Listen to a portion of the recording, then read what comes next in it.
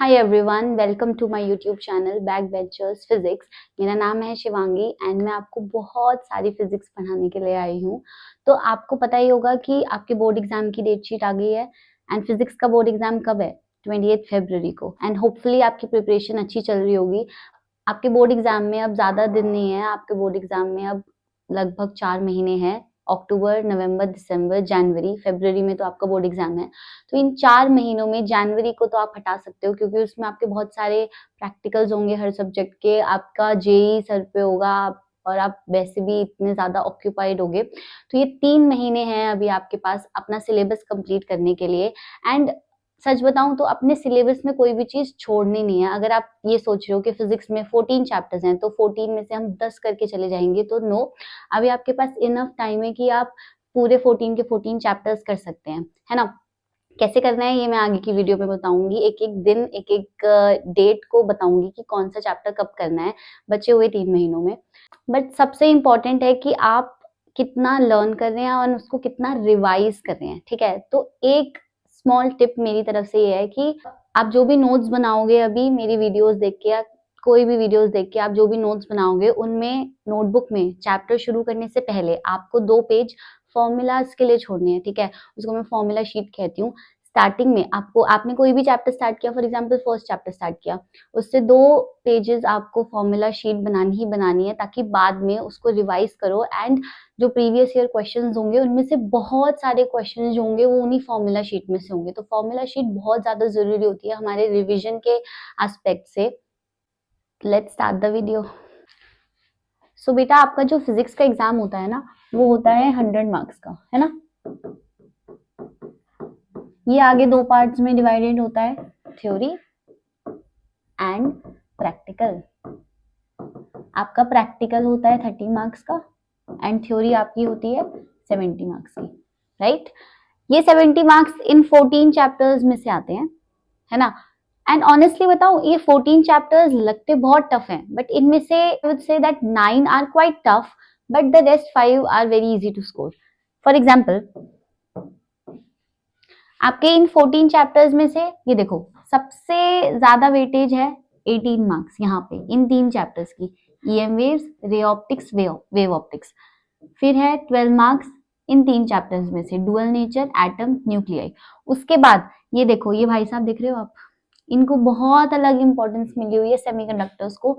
अकेले 7 मार्क्स के चैप्टर है ये। पूरे पूरे इतने बड़े बड़े चैप्टर्स भी अकेले वेटेज के नहीं दे रखे जितना ये सेमीकंडक्टर का वेटेज है।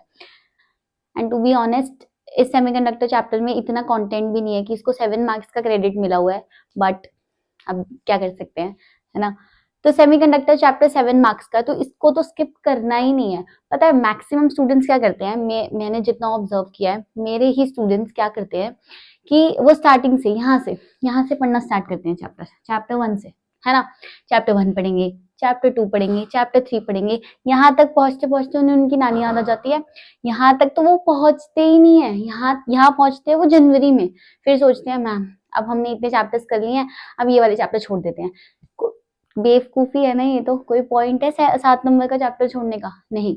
तो आपको क्या करना है, आपको ये चैप्टर्स बाद में करने हैं। अभी बताती हूँ, देखो यहाँ पे ये 16 मार्क्स के हैं ये 3 चैप्टर्स, 1, 2, 3।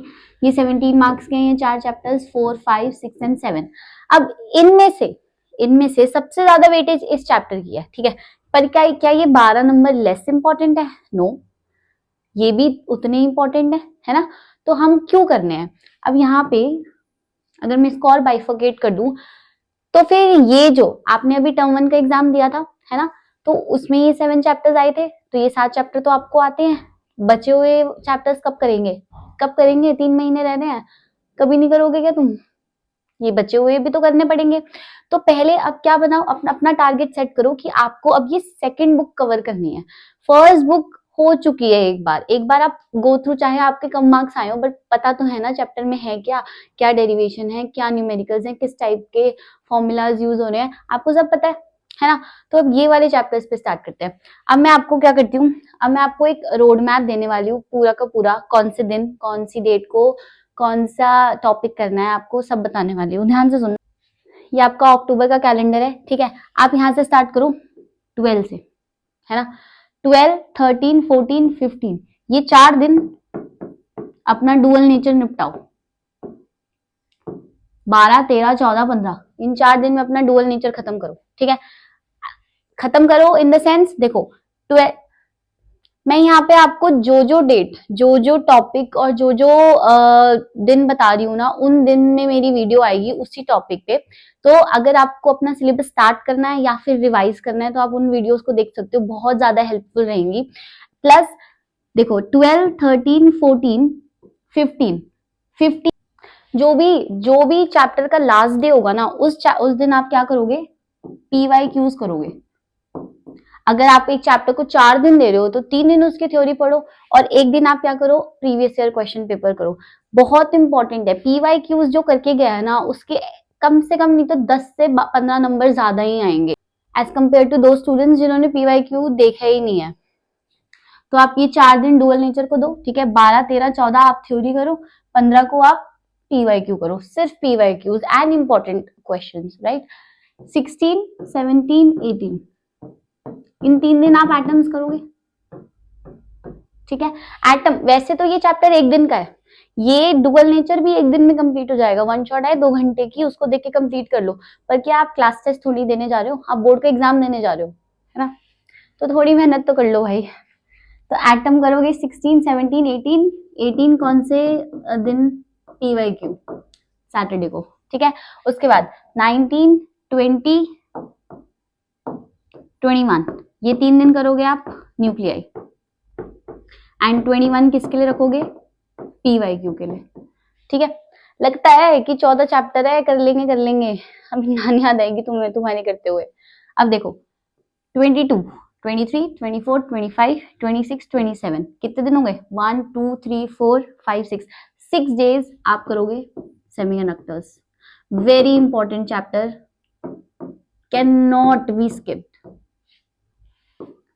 सेमीकंडक्टर्स एंड 27 क्या है, PYQ का डे है ना। देखो कितने चैप्टर हो गए हैं आपके, 1, 2, 3, 4। अभी अक्टूबर महीना खत्म भी नहीं हुआ है, अभी भी इसमें 4 दिन रह रहे हैं और आपके 4 चैप्टर्स कंप्लीट हो गए हैं। आपने कौन कौन से चैप्टर्स कर लिए, आपने डुअल नेचर कर लिया, एटम कर लिया, न्यूक्लियर कर लिया 12 मार्क्स का, सेमीकंडक्टर कर लिया 7 मार्क्स का, कितना हो गया 19 मार्क्स तो आपने कर लिया अक्टूबर में, है ना। 19 मार्क्स बहुत मुश्किल होते हैं स्कोर करने। एंड सच बताऊं, ये 19 में से ना, अगर आपने तसल्ली से बैठ के चैप्टर किया है ना, आप अगर आपने सारे फॉर्मूलाज पढ़े, आपने पूरी थ्योरी अच्छे से करी है, डेरिवेशन करी है एटम चैप्टर में, तो आपका 19 आउट ऑफ 19 स्कोर करोगे। ऊपर के जो चैप्टर्स है ना, उनमें न्यूमेरिकल्स भी आते हैं, तो उनमें कंप्लीट मार्क्स स्कोर करना थोड़ा मुश्किल हो जाता है, बट ये वाले चैप्टर्स में से आप 19 आउट ऑफ 19 स्कोर कर सकते हो। ओके, चलो आगे चलते हैं। अब हम करेंगे ये 18 मार्क्स, इसको करना बहुत जरूरी है, can not be miss. Ray optics बहुत मुश्किल चैप्टर है और बहुत लेंदी चैप्टर है, इसको तसल्ली से 10 दिन देने हैं, 10 दिन। अभी पहले, उससे पहले क्या करेंगे हम यहाँ 28, 29 इन 2 दिन में करेंगे EM वेव्स। बहुत इजी चैप्टर है, कुछ नहीं है। 7-8 आपको वो दे रखी होंगी वेव्स, 7-8 आपकी EM वेव्स हैं, उनकी फ्रीक्वेंसी रेंज, वेवलेंथ रेंज ये लर्न करनी है। ठीक है, तो वो तो एक ही दिन में लर्न हो जाएंगी। 28 को आप लर्न करोगे, 29 को उसके PYQs अटेम्प्ट कर लेना। ठीक, 30, 31 इन दोनों दिन रेस्ट करना है आपको। अब इतना थक गए हो भाई, 5 चैप्टर पढ़ के रेस्ट करो, 2 दिन चिल मारो। पर चिल इतना भी चिल नहीं मारना है क्योंकि प्री बोर्ड्स तो सर पे ही है। आपको इन दोनों दिन में क्या करना है, हर चैप्टर से पहले जो फॉर्मूला शीट बनाई है ना, हर चैप्टर से पहले जो आप लोगों ने फॉर्मूला शीट बनाई है उसको रिवाइज करना है। 1, 2, 3, 4, 5 चैप्टर्स हैं, 5 चैप्टर्स के स्टार्टिंग में आपने फॉर्मूला शीट बनाई होगी, सारे फॉर्मूलाज लिखे होंगे, आपको उनको रिवाइज करना है। ठीक है, रेस्ट है, आराम से बैठ के फॉर्मूला शीट रिवाइज करो। चलो अब आते हैं नवंबर के टाइम टेबल पे। नवंबर ओके, 1 से लेकर 10 डेज आपके कंप्लीट आपको देने हैं रे ऑप्टिक्स को। कोई और ऑप्शन नहीं है, आपको करना ही करना पड़ेगा, 10 दिन देने ही पड़ेंगे रे ऑप्टिक्स को, क्योंकि इसमें भर भर के डेरिवेशन है, भर भर के न्यूमेरिकल है। एंड रे ऑप्टिक्स करने का भी ना तरीका है। रे ऑप्टिक्स आपको रे ऑप्टिक्स से स्टार्टिंग करना है। ये दो पार्ट्स में, ray optics and optical instruments, है ना। ऑप्टिकल इंस्ट्रूमेंट्स जिनमें आपके माइक्रोस्कोप है, जिसमें आपका टेलीस्कोप है, तो आप पहले उन्हें करो। देखो बोर्ड के एग्जाम में आप कोई भी पीवाईक्यू उठा के देख लेना, उसमें 5 मार्कर हमेशा आता है जिसमें ऑप्टिकल इंस्ट्रूमेंट पूछा जाता है ना। या तो आपसे कंपाउंड माइक्रोस्कोप पूछ लेंगे या टेलीस्कोप पूछ लेंगे, कोई भी पार्ट। और उसमें क्या होगा, वो 5 मार्कर भी दो पार्ट्स में डिवाइड होगा, 3 मार्कर एंड 2 मार्कर। उस 3 मार्कर में आपसे रे डायग्राम पूछेंगे कि भाई कंपाउंड माइक्रोस्कोप का रे डायग्राम बताओ। और उस 2 मार्कर में क्या होगा, जो ऊपर आपसे जो ऑप्टिकल इंस्ट्रूमेंट पूछा है, आपसे उसका एक न्यूमेरिकल दे देंगे, है ना।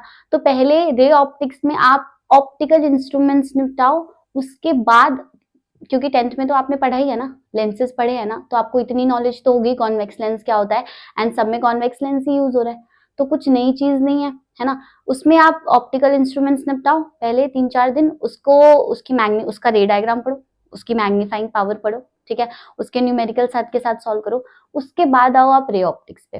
रे ऑप्टिक्स जो चैप्टर स्टार्ट करोगे उसमें भी बहुत आसान है, उसमें भी आपको तरीके से करना है। अगर आप देखोगे ना, उसमें आप बहुत सारी डेरिवेशन है, एटलीस्ट 5 to 10 डेरिवेशन है। वो डेरिवेशन, बट एक डेरिवेशन हर लेंस हर केस के लिए सेम स्टेप्स ही हैं, बट उनका जो रे डायग्राम है वो अलग है। तो आपको पहले क्या करना है, आपको पहले ऑप्टिकल इंस्ट्रूमेंट करना है। आप यहाँ पे 1 2 3 4 दिन आप ऑप्टिकल इंस्ट्रूमेंट्स को दो, ठीक है। उसके बाद 5 6 7 8 9 10 आप यहाँ पे आप बाकी बचे हुए रे ऑप्टिक्स को दो, ठीक है।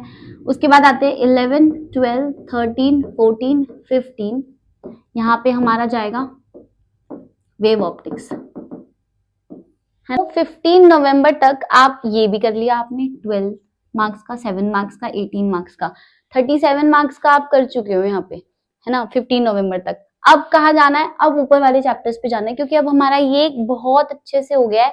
37 मार्क्स, 70 का आधा होता है 35, उससे भी 2 नंबर ज्यादा, ठीक है, आप कर चुके हो इसके अंदर। अब ऊपर वाले चैप्टर्स पे चलो।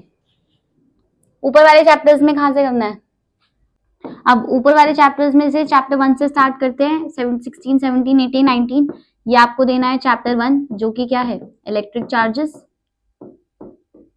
ये करना है आपको, ठीक है। 19 ऑब्वियसली हमारा किसके लिए होगा, पीवाईक्यूज के लिए। उसके बाद 20 21 22 23, ये आपको देना है सेकंड चैप्टर के लिए 4 दिन, chapter number 2 electrostatic potential and capacitance.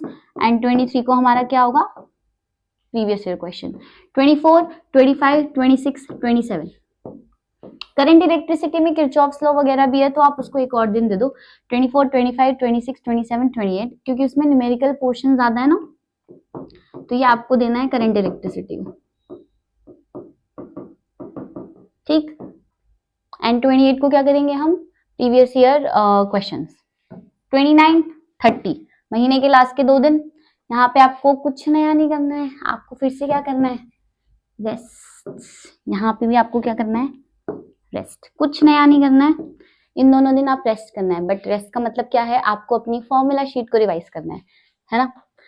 जितने भी, देखो रिवीजन करना तो सबसे ज्यादा जरूरी है। स्टूडेंट्स भी 2 टाइप के होंगे, एक तो वो होंगे जिन्होंने अभी तक सिलेबस देखा भी नहीं है कि क्या होगा, और एक टाइप होगा जो कर चुके हैं, बट करा भी तो आपने फर्स्ट 7 चैप्टर्स होंगे ना, है ना। सेकेंड हाफ तो अभी आपका करना बाकी होगा, क्योंकि अभी आपके मिड टर्म खत्म हुए होंगे। तो और अब प्री बोर्ड्स भी सर पे है, प्री बोर्ड्स में तो फुल सिलेबस आता है, एंड ज्यादातर तो हर स्कूल में 2 प्री बोर्ड्स ही होते हैं, तो फिर दोनों में और एक हफ्ते के गैप पे, you guys have a very very packed schedule ahead. हम आते हैं दिसंबर पे, यहाँ पे 1st 2nd 3rd and 4th chapter 4 करो, मूविंग चार्जेस, ठीक है। 4 दिन बहुत है इस चैप्टर को करने के लिए, इसमें आधा कंटेंट तो डिलीटेड ही है। पीवाई क्यूज करेंगे यहाँ पे, ठीक। 5 6 7, 3 दिन ही दूंगी मैं नेक्स्ट चैप्टर के लिए, चैप्टर 5 के लिए, ठीक है, ज्यादा दिन नहीं देने हैं। मेरे स्कूल में 8 दिसंबर से प्री बोर्ड स्टार्ट है, तो मैं एक्सपेक्ट करूंगी कि अपने स्टूडेंट से कि वो एटलीस्ट यहाँ तक तो कंप्लीट करे, जो बाकी के बच्चे 2 चैप्टर्स हैं वो नेक्स्ट प्री बोर्ड के लिए रख लेंगे, ठीक है। प्री बोर्ड में स्कोर करना आपका एम नहीं होना चाहिए, और aim should be to score 70 out of 70 in your board exams. और आएंगे यहाँ पे आप क्या करोगे, मैग्नेटिज्म एंड मैटर, ठीक है। 8, 9, 10, 11 एंड 12 इलेक्ट्रोमैग्नेटिक इंडक्शन, ठीक है। अब लास्ट चैप्टर रह गया एक 13, 14, 15, 16 ऑल्टरनेटिंग करंट। सारे के सारे चैप्टर्स हो गए हैं, है ना। 16 दिसंबर तक आपने अपना पूरा सिलेबस कंप्लीट कर लिया है। अब ये जो बाकी के बचे दिन है, पहले यहाँ पे क्या करोगे, 17, 18 रेस्ट। रेस्ट का मतलब रिवीजन, किस चीज का, फॉर्मूला शीट का, ठीक है। 19 से लेकर 31 तक आप इन दिनों में सैम्पल पेपर सॉल्व करोगे। ये पूरे के पूरे दिन आप सैम्पल पेपर्स को दोगे, ठीक। एंड जो भी सैम्पल पेपर्स होंगे उसको आपको बहुत थॉरली आपको उसको एनालाइज करना है, उसकी प्लीज एक अलग से नोटबुक बनाना। जो भी सैम्पल पेपर्स आप करोगे उनमें जो भी क्वेश्चंस आपको नहीं आ रहे हैं, ठीक है, तो उसके लिए अलग से आपको एक नोटबुक बनानी चाहिए जिसमें आप पूरा एनालिसिस करो उसका कि कौन सा क्वेश्चन कहाँ पे गलत हुआ है, एंड वो क्वेश्चन अगर नेक्स्ट पेपर में आया है तो वो गलत नहीं होना चाहिए फिर, ठीक है। So that's all for now. I hope that you liked my video, and please like, share and subscribe, and मिलेंगे बहुत जल्द अगली वीडियोस के साथ। Thank you.